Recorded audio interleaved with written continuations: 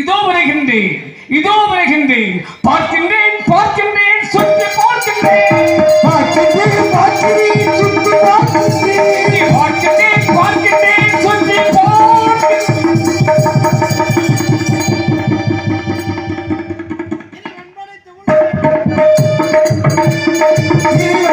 உலகில் எல்லாம் மனிதன் ஆளுகிறார், இறைவன் படைத்த உலகில் எல்லாம் மனிதன் ஆளுகிறான். அந்த மனிதன் படைத்த சிலைகள் எல்லாம் இறைவன் ஆளுகிறார், இறைவன் ஆளுகிறார். இறைவன் படைத்த உலகில் எல்லாம் மனிதன் ஆளுகிறான். அந்த மனிதன் படைத்த சிலைகள் எல்லாம் இறைவன் ஆளுகிறார்.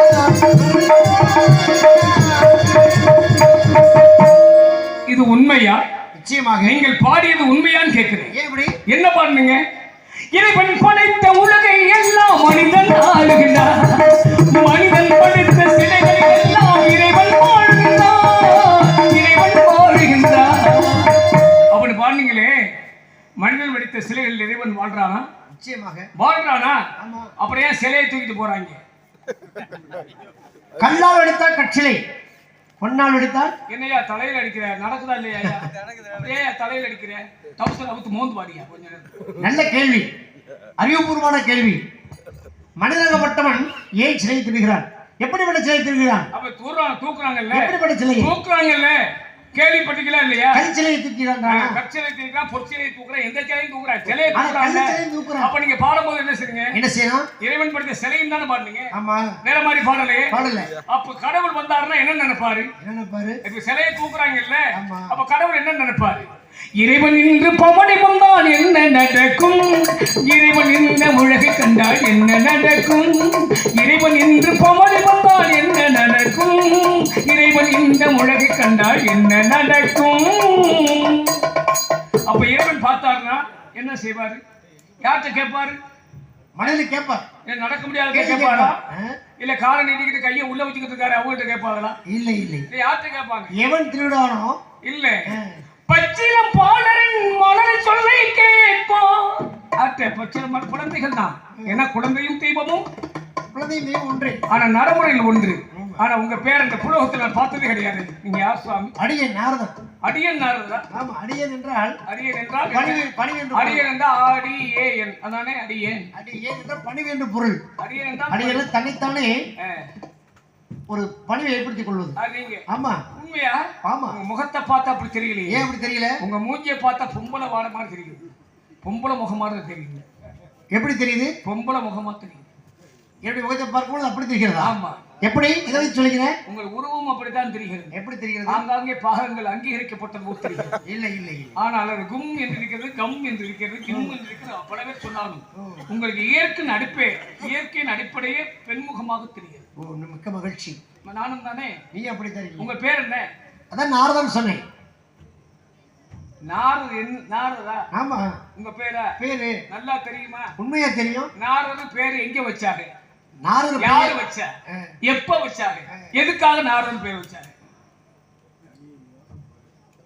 பிள்ளையை பெற்றவர்கள் எதற்காக பெற்கிறார்கள்? ஐயா, பிள்ளையை பெற்றவர்கள் சொன்னீங்கன்னா பிள்ளையை பெற்றால் பேர் வைக்க வேண்டுமே. பாருங்க, பிள்ளை பெற்ற இடத்துல ஏணி இருக்கலாம், இறங்கியும் போகலாம், ஏறியும் போகலாம்.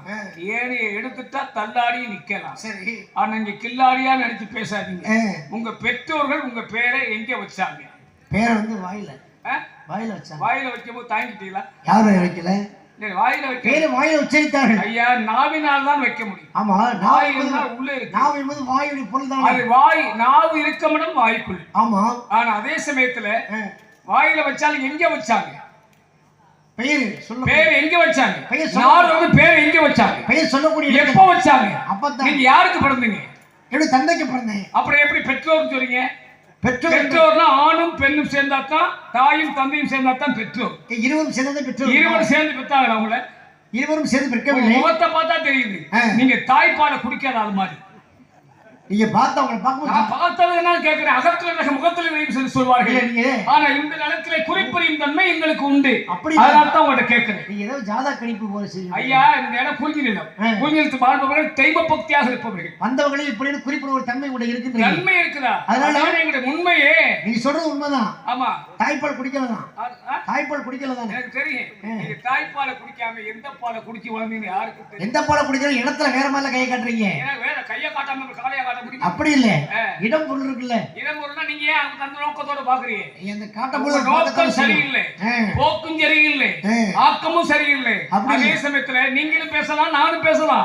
போக்கு பேசுவதெல்லாம் பேச்சில் என்று பேசக்கூடாது. சரி, பேச்சில் அர்த்தம் இருக்க வேண்டும், பொருள் இருக்க வேண்டும், கருத்தும் இருக்க வேண்டும். நியாயம் இருக்க வேண்டும். கருத்தும் அர்த்தம் மாறுபட்டால் பொருத்தம் தராது, வருத்தம் கூட வரலாம். ஏன் தெரியுமா?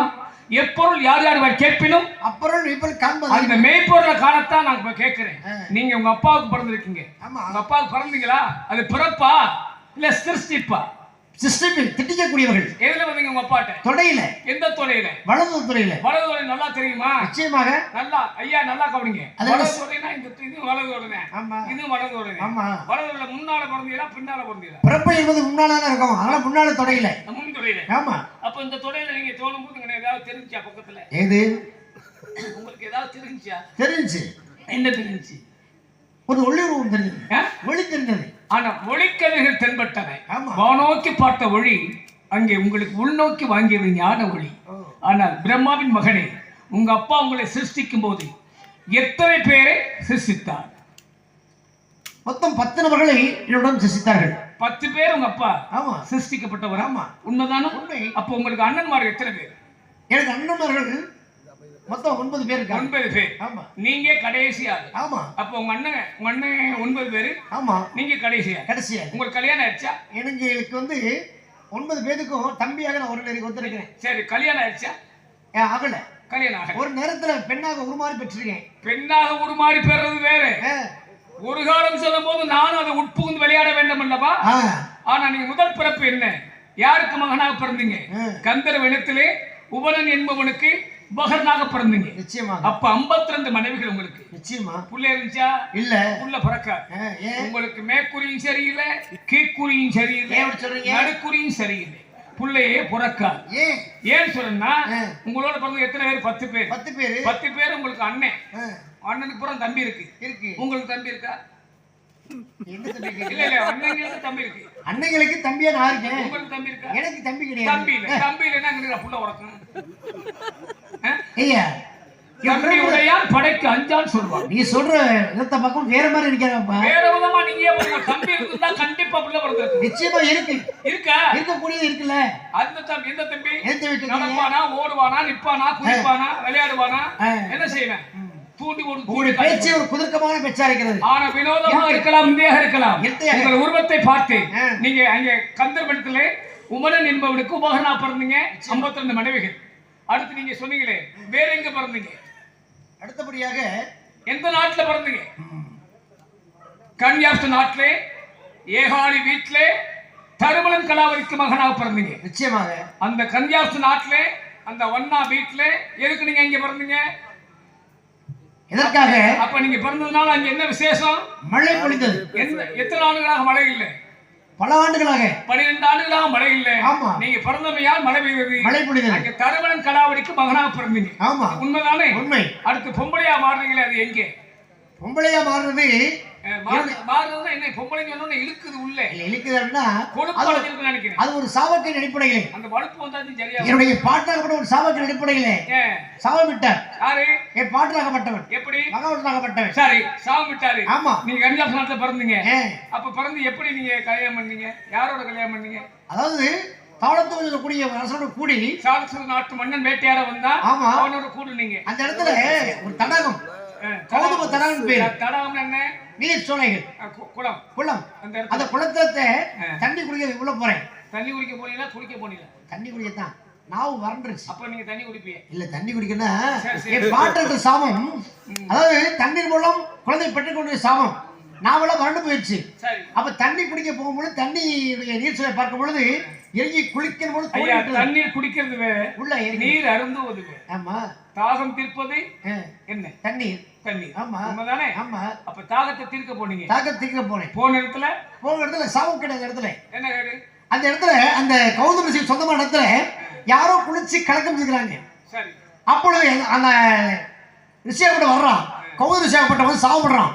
இனிமேல் ஆண் குளிச்சா பெண்ணா போயிடும், பெண் குளிச்சா ஆணா போயிடும், சாக முடியல. அந்த இடத்துல உள்ள நான் போய் இப்போ கூட என்னுடைய உருவமாக போய் பெண்ணா நிலைக்குடி நிற்கிறேன், நிலை மாறி. அப்ப நீ குளிக்கிறீங்க, உள்ள இறங்கிட்டேன்ல, தண்ணியை பார்த்து தண்ணி குடிக்க போனவன் தண்ணியை பார்த்தோன்னா உள்ள இறங்கிட்டேன், முழுசா இறங்கிட்டேன். முழுசா? ஆமா. அப்ப உங்க உறுப்புகள்லாம் நனைஞ்சிருச்சு? எல்லாமே எல்லாம் நனைஞ்சிச்சா? நனைஞ்சிச்சுல. எந்தெந்த உறுப்பு நனைஞ்சிச்சு, எது நனையல? இதுல வேடிக்கையா இருக்கும்ட்ட. அப்புறம் நனைஞ்சிருச்சுன்னா நான் உறுப்பு நனைஞ்சின்னு சொல்லியே எல்லாமே நனைஞ்சிருக்கும்ல. எல்லாமே. ஆமா. உங்களுக்கு என்னென்ன உறுப்பு இருக்கு பேரை சொல்லுங்க. இதெல்லாம் வந்து உனக்கு என்னென்ன உறுப்பு இருக்கு? நீங்க வேணா சந்தேகப்பட்ட தொட்டு பாருங்க இருக்குன்னு. நான் எப்பவுமே திறந்த மனசு உள்ளவன். அப்படி சுகாதாரத்துறையோடு கொடுக்கும். அப்படி இல்ல என்ன காலக்கரகமா? அப்புறம் காலக்கரகமா உனக்கு என்ன தொட்டு பாக்குறதுக்கு? சரி குளிச்சீங்க. அப்ப வரும்போது குளிச்சீங்க, பெண்ணா மாறிட்டீங்க. அந்த அரசராகப்பட்ட வர்றான், அந்த அரசன் வர்றான், அங்கிருந்து வர்றான். சரி. அப்படி வரும்போது அவனை பாக்குறான், அவனும் பாக்குறான், அவனும் பாக்குறான், நான் ரெண்டும் பாக்குறோம். அவனை நீங்க பாத்தியே? ஆமா, அவன் பாக்குறோம், நானும் பாக்குறேன். எதுக்கு நீங்க பாக்குறீங்க? என்ன எதுக்கு பாக்குறீங்க? என்ன பாக்குறான்? ஒரு ஆளை பாக்குறான், பெண்ணா அவன் பாக்குறான். உங்களுக்கு என்ன, ஒரு பொம்பளைக்கு என்ன வேலை? பெண்ணா இருக்கிறது எதுக்கு பாக்குறீங்க? இதாத்தான் பாக்குறதே. இதாத்தான் பார்வையில வந்து ஒரு காதல் தோன்றி விடுகிறது. அதுக்கு ரெண்டு பேத்துக்குமே உங்களுக்கு நோக்கிடுச்சு. ஆமா, தண்ணீர் மூலம் பெற்று எடுத்து குழந்தையை பெற்று எடுக்கிறோம். நல்லா கவனிங்க ஐயா, இந்த உண்மையை தெரிஞ்சுக்கிறீங்க. 2 பேரும் 60 பிள்ளைல பெற்றாராம். 60 பத்தியலா? ஆமா சிஸ்டம். திட்டிக்கிறோம். சரி வச்சுக்கிறீங்க. அந்த 60 பிள்ளைகள்ல எத்தனை ஆண்கள், எத்தனை பெண்கள்? உண்மையை சொல்லணும். எவன் ஒருத்தன் பொய் பேசுறானோ அவன் பொசுக்கு போயிருவேன். இருக்கிறான் பூரா உண்மையை பேசினா நல்லா இருப்பேன். தெரியலன்னு சொல்லிட்டு அதுக்கு மேல தெளிவா நீங்க சொல்ற சாவக்கடை பார்க்கும் பொழுது உலகமே அழிஞ்சு விடும். உலகம் என்பது யார் தெரியுமா? தாயும் தந்தை தான் உலகம். ஆனா எங்கே எப்படி நீங்க படுத்து தூங்கினாலும் அந்த தாயின் மடியில் படுக்கிறமே அந்த சுகமாகுமா? அதற்கு ஈடாகுமா? இங்க பொம்பளையா இருக்கும்போது நான் மட்டும் பார்த்துருந்தேன். அடாடாவா என்ன செய்ய போறீங்க? ஒரு கை சாப்பிட்டு இருப்பேன், மறுகையில கழுவி இருப்பேன். சரி பரவாயில்ல. 60 பிள்ளை பத்திய 2 பெண்கள் 50 ஆண்கள். ஆமா நீங்க ஆமா உங்க பிள்ளைகளை எத்தனை பெண்ணா இருந்தாலும் சரி, எத்தனை ஆனாலும் சரியா, நினைத்த மாத்திரம் சொல்லக்கூடிய சக்தி வாய்ந்தவர்கள் உங்கள் பிள்ளைகள். ஆமா நான் ஒத்துக்கொள்கிறேன். ஏன்னா பிராணத்தை தெய்வத்தை மேன்மைப்படுத்தி பேசினாலே தெய்வ பக்தி அங்கு வளரும், ஞான சக்தி உதயமாகும். பக்திமயம் இருந்தால் பயம் என்பது இருக்க வேண்டும். அவனுக்கு தான் ஞான உதயம் உண்டாகும். ஆனா சுவாமி உண்மையிலே நிச்சயமாக உங்களுக்கு நான் ஒரு முத்தம் கொடுக்கலாமா? எதுக்காக? என்ன எதுக்காக கேட்கிறேன்? முத்தம் கொடுக்கறது எதுக்கு கொடுப்பாங்க? அநியாயம் பேசுறது வினோதமா இருக்கு. அநியாயமா பேசுறேன் ஐயா. சரி உங்களுக்கு விடுங்க. உங்களுக்கு மேல முத்தம் கொடுக்கவா, கீழே முத்தம் கொடுக்கவா? ஒரு இது வேண்டாம் ஐயா. இந்த ஆசைகளே வேண்டாம் அறவே திறந்து விட்டு ஆசை முத்தம் கொடுக்கறதால ஆசை இல்லைங்க. ஆசையை தூண்டு நீங்க இச்சி ஆகணும், நானும் நோக்கணும். அப்பதான் அது உடன்பாடு சரியா வரும். சரி ஆசை என்பது முத்தத்தின் மூலமாக உருவாவதுதான் ஆசை. முத்தத்துல ஆசை. ஆமா சரி முத்தத்துல ஆசை வருவானா? சரி எங்களுக்கு இருக்கிற மாதிரி உங்களுக்கு இருக்கான்னு தொட்டு தொட்டு பாக்குறேன். அதெல்லாம் ஒரு இது வேண்டாம். ஒரு இது வேணாம்னா மத்தத பூரா பாக்குறேன், ஒரு இது வேணாம்னா மத்த இத பூரா பாக்குறேன். சரி பரவாயில்லை. இங்க இருந்து வந்திருக்கீங்களே, எங்க இருந்து வந்தா சரி உங்களுக்கு இருகரம் கூப்பி வரவேற்று இம்மண்ணின் பெருமையை நிலைநாட்டு. இவ்வளவு பேசுறீங்களே, நீங்க யாரு? நான் வேலைக்காரன். வேலைக்காரனா? வேலை பார்க்கறவங்க வேலைக்காரன். என்ன வேலை பார்ப்பீங்க? எந்த வேலை காட்டாலும் சரி, இடத்த மட்டும் காட்டுங்க. களம் பண்ணி போய் கிடந்தா ஒரு குச்சி தேக்குச்சி அப்படி விட்டுறேன். வேலைக்காரன் மாதிரி ஒன்றும் தெரியலையே. வேலைக்காரன் தான். ஏன்னா வேலைக்காரனை பார்த்து தான் மற்றவங்களை நிதானிக்க முடியும். வேலைக்காரன் எங்களுக்கு தெரிஞ்ச வரைக்கும் வேலைக்காரன் இல்ல, வேலைக்காரன் தான். பணி செய்பவன். ஏன்னா பணி செய்யும் தான் பணியை பொறுப்பா செய்யக்கூடியவர். கண்டிப்பாக இட்ட கடமையை சரியாக செய்யக்கூடியவர். உண்மையாக செய்வேன், மன உறுதியோடு சொல்கிறேன். இது வரைக்கும் பிறருக்கு தீங்கு இழைக்க மாட்டேன். இது வரைக்கும் எத்தனை வேலை செஞ்சிருக்கீங்க? என்னென்ன வேலை செய்ய சொன்னாலும் அந்த வேலை கூட செஞ்சு. எத்தனை வேலை செஞ்சிருக்கீங்க? உங்களையும் வேலை செய்ய ஆசைப்படுறேன். நீங்க வேணும்னா இடம் கொடுங்க. எங்களுக்கு ஆளு கிடைக்காம தரோம். நாங்க ஆளு கிடைக்கல, நானே பாக்குறேன். ஐயா பரவாயில்ல. உங்களை பூரா அளந்து பார்க்க ஆசைப்படுகிறேன். உங்களுக்கு எவ்வளவு பெருசு இருக்கு, என்ன உயரம் எவ்வளவு இருக்கீங்க? அதுக்கு நேரம் என்னது? யாழ். என்ன யாழ்? மகத யாழ். உங்க அம்மா பேரு கலைவாணி. உங்க அம்மா என்ன வச்சிருக்காங்க? வீணை. யாழ் வச்சிருக்காங்க. என்ன வீணை வச்சிருக்காங்க? அந்த வீணுக்கு பேர் என்ன? இந்த வீணை. இந்த வீணைக்கு பேர் என்ன? மகத யாழ். மகத யாழ் நீங்க வச்சிருக்கீங்க. உங்க அம்மா வச்சிருக்கிறது நாட்டு மக்களே அழகே பாடியிருக்கிறாரே பாட்டு. மாணிக்க வினையேந்தும் மாதேவி கலைவாணி தேர்ந்தமிழ் சொல்லெடுத்து பாட வந்தேன் அம்மா, பாட வந்தேன் அம்மா, பாட வந்தேன். அந்த மாணிக்க வீணை உங்க அம்மா தானே? உண்மை. பிரம்மா உங்க அப்பா தானே? உண்மை. நீங்க பிறக்கும் போது நீங்க எங்கிட்டு போகல எங்கிட்டு போகல, உங்க அப்பா தொடையிலே வந்திருக்கீங்க. ஆமா. உண்மைதானே? உண்மை. இங்க எதுக்காக வந்தீங்க? நல்ல காரியம் நல்ல காரியம்னா செய்வதற்காக. நல்ல காரியம்னா நீங்களே செஞ்சிருவீங்களா? நாங்களே இல்லை, 4 பேர் சேர்ந்து யோசனை பண்ணி திட்டமிட்டு செயல்பட்டால் நல்ல காரியம் நடக்கும். அது ஒண்ணு மாதிரி ஆள ஒரு துணைக்கு வச்சுக்கிறான்னு பாக்குறேன். சரி, ஆமா. நல்ல காரியம் எப்போ நடக்க போகுது? இங்கயா? இங்க என்ன பண்றீங்க? இங்க உள்ள பெண்கள் காவல் புரிகிறார்கள். பெண்கள்னா என் தங்கை ஒருத்தி, சரி, மற்றொரு தோழி பெண். தங்கைனா? தங்கைனா என் வளர்ப்பு தங்கை வள்ளி. வள்ளியாகப்பட்டவள். ஆமா. வள்ளியை பார்க்க தான் வந்திருக்கேன். நீங்களா? ஆமா. உண்மையாகவா? உண்மை. எங்க இருந்து வந்தீங்க? மேலோகத்துல இருந்து வரேன். நல்லா கண்டுக்கிறீங்க, தெரிஞ்சுக்கிறீங்க. மேலோகமா? மேல உலகம் இருக்கா? நிச்சயமா இருக்குல்ல. நிச்சயமா இருக்குன்னு சொல்லக்கூடாது. இருக்கா? நீங்க அங்கதானே வந்திருக்கீங்க, அப்புறம் நிச்சயமா இருக்கே பொய்யா இருக்குன்னு என்ன நீங்களா வந்து இடவெளி விடுறீங்க? ஆமா. மேலே உலகம் இருக்கா? ஆமா இருக்கு. எத்தனை உலகம் இருக்கு? 7 உலகங்கள் இருக்கு. கீழே 7 உலகம் இருக்கு. இருக்கா? ஆமா. நல்லா தெரியுமா? நிச்சயமா. எங்க மேல் உலகத்தை சொல்லுங்க. மேல்லோகம், பூலோகம், புவர்லோகம், சிவலோகம். இல்லைங்க, பூலோகம் இது கீழே. அப்ப மேல உத்தரவு சொல்லி சொல்றேன். ஆமா. அப்ப பூலோகம் புவர்லோகம் எல்லாம்